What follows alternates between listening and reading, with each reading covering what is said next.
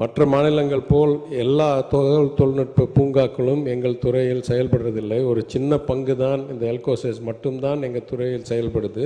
பாக்கி tidal, neo டைடல்லாம் தொழில்துறையில் செயல்பட்டு வருகிறது. எனவே யாரிடம் நிதியும் திறனும் அதிகாரமும் இருக்கோ அவரிடம் கேட்டால் அவர் செய்து கொடுப்பார் என்று நான் கருதுகிறேன். எங்களிடம் இல்லை. அது மாண்புமிகு உறுப்பினர் கேட்காங்க. மாண்புமிகு அமைச்சர் இதெல்லாம் நீங்க உள்ளுக்குள்ள பேசி சிஎம் பேசி முடிவு எடுக்க வேண்டியது. பாசிட்டிவா பதில் சொன்னா உறுப்பினர்களுக்கு நன்றாக இருக்கும். மாணவர்கள் போய் ரயில்வே ட்ராக்ல போய் கல்லெல்லாம் போய் வச்சுட்டு வந்துட்டான். வச்சுட்டு வந்த உடனே அந்த ரயில்வே ட்ராக்ல இது விளையாட்டா விளையாடுறது அந்த பகுதியில் வந்து இயல்பா வந்து அந்த பகுதியில் விளையாடுவாங்க. அந்த ரயிலோட பிரச்சனை அந்த பள்ளிக்கு சுற்றுச்சுவர் வேணும். இது முக்கியமான கொஸ்டின் ஐயா.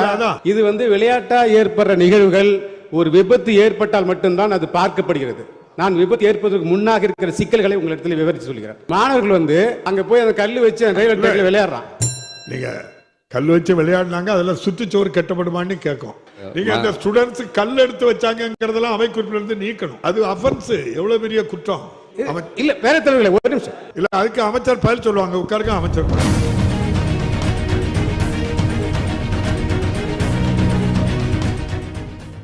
மாண்புமிகு பேரவைத் தலைவர் அவர்களே, எனது கூடலூர் சட்டமன்ற தொகுதியில் வேலை வாய்ப்பினை உருவாக்கி தருவதற்கான எந்த நிறுவனங்களும் இல்லை. அதற்கு அருகிலேயே 2 மணி நேரத்தில் மைசூர் மற்றும் பெங்களூர் 4 மணி நேரத்தில் சென்றடைய முடியும். எனவே அங்கிருக்கக்கூடியவர்களும் வந்து வேலை செய்யக்கூடிய அளவில் எங்கள் ஊர் இளைஞர்கள் பணி வாய்ப்பு பெறக்கூடிய வகையில் எனது கூடலூர் சட்டமன்ற தொகுதியில் ஒரு சிறு தகவல் தொழில்நுட்ப பூங்காவினை அமைத்து தருவதற்கு அரசு முன்வருமா என்பதை தங்கள் வாயிலாக அறிய விரும்புகின்றேன். மாண்புமிகு அமைச்சர். பேரவைத்தலைவரே, இந்த கூட்டத்தொடரிலேயே இந்த அவையில் நான் என்னுடைய துறையில் இருக்கிற சிக்கல்களை கூறியிருக்கிறேன். நிதியும் மிகவும் குறைவாக ஒதுக்கப்படுகிறது. மற்ற மாநிலங்கள் போல் எல்லா தகவல் தொழில்நுட்ப பூங்காக்களும் எங்கள் துறையில் செயல்படுறதில்லை. ஒரு சின்ன பங்கு தான் இந்த எல்கோசஸ் மட்டும்தான் எங்கள் துறையில் செயல்படுது. பாக்கி டைடல், நியோ டைடல்லாம் தொழில்துறையில் செயல்பட்டு வருகிறது. அது அசாதாரணமான சூழ்நிலையாக இருந்தாலும் அதுதான் 20 ஆண்டுகளாக தமிழ்நாட்டில் நடந்து கொண்டிருக்கிறது. எனவே யாரிடம் நிதியும் திறனும் அதிகாரமும் இருக்கோ அவரிடம் கேட்டால் அவர் செய்து கொடுப்பார் என்று நான் கருதுகிறேன். எங்களிடம் இல்லை. அது மாண்புமிகு உறுப்பினர் கேட்காங்க. மாண்புமிகு அமைச்சர் இதெல்லாம் நீங்க உள்ளுக்குள்ள பேசி சிஎம் பேசி முடிவு எடுக்க வேண்டியது.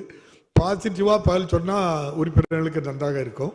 நன்றி. மாண்புமிகு விநாயகன் 217. மாண்புமிகு உறுப்பினர் திரு மா செந்தில்குமார், மாண்புமிகு பள்ளிக்கல்வித்துறை அமைச்சர் அவர்கள். மாண்புமிகு பேரவைத் தலைவர்களே, முத்தமிழறிஞர் கலைஞர்களுடைய உயிர் நண்பரும் திருச்சி மாவட்டத்தை சார்ந்த முறையில் வெறும் நடிகர் திலகத்திற்காக மட்டுமல்ல நாட்டுப்பற்று மிக்கவராகவும் என் கனடா நாட்டை சார்ந்திருக்கின்ற கௌரவ மேயர் பொறுப்பை வகித்தவரும் ஒட்டுமொத்த தமிழகத்திற்கே பெருமை தேடி தந்த நடிகர் திலகம் சிவாஜி கணேசன் ஐயா அவர்களுடைய சிலையை இருக்கின்ற இடத்திலே திறப்பதற்கு சட்ட ரீதியாக முயற்சி மேற்கொள்ளும் என்று சொன்ன மாண்புமிகு தமிழ் வளர்ச்சித்துறை அமைச்சர் அவர்களுக்கும், மாண்புமிகு தமிழ்நாட்டு முதலமைச்சருடைய அறிவுறுத்தலின்படி ஒரு பூங்காவுக்கு அவருடைய பெயரையும் அந்த பூங்காலே அவருக்கான சிலை அமைக்கப்படும் என்கின்ற முயற்சியை எடுப்பேன் என்று சொன்ன எங்களுடைய நகராட்சி நிர்வாகத்துறை அமைச்சர் அவர்களுக்கும், நடிகர் திலகத்தினுடைய ரசிகன் என்கிற முறையிலும் உறவுக்காரன் என்கிற முறையிலும் முதலினுடைய நன்றிகளை நான் தெரிவித்துக் கொண்டு, மாண்புமிகு தமிழ்நாட்டு முதலமைச்சர் அவர்களை வணங்கி தங்களுடைய அனுமதியோடு விடை ஆ மற்றும் ஆ,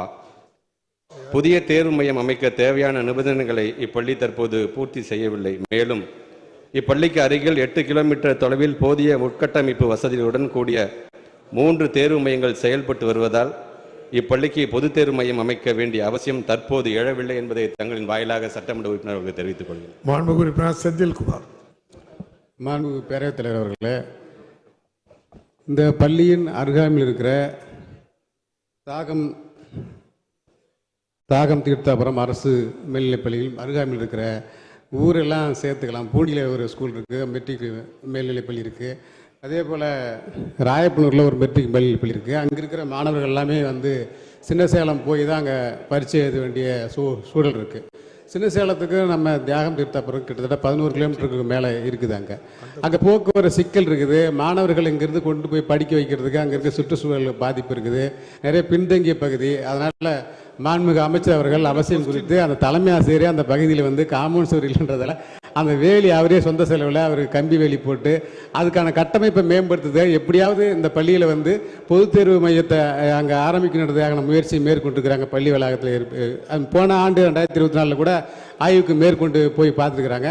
2013 மாண்புமிகு அம்மா அவர்களின் ஆட்சி காலத்தில் தான் அது அந்த பள்ளி அப்கிரேடாக அந்த தரம் உயர்த்தப்பட்டது. அதே போல் அமைச்சர் ஐயா அவர்கள் இதுவரை இந்த 4 ஆண்டு காலத்தில் எதுவும் அப்கிரேடாக மாறின மாதிரி தெரியல.